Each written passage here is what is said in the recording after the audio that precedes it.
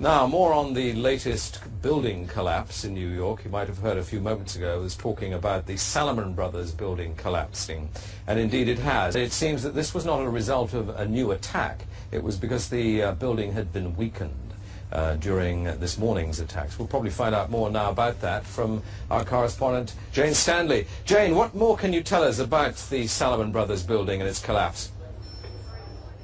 Well, only really what you already know. Details are very, very sketchy.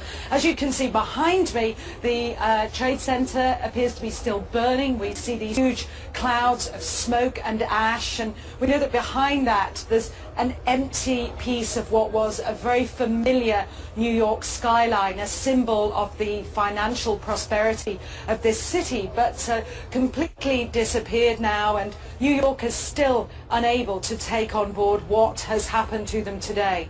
Presumably there were very few people in the Salomon building when it collapsed. I mean, there were, I suppose, fears of possible further collapses around the area. That's what you would hope, because they don't really know where to turn. That's the very sad thing. I think there's going to be a lot of very, very traumatized people that has hit them very, very hard. Jane, I think many of us, when we heard the news, perhaps on the radio earlier today, were completely flabbergasted by it and just couldn't comprehend it. I was wondering what it's felt like for you being in Manhattan. Well, unfortunately, I think we've lost the line with Jane Stanley in Manhattan.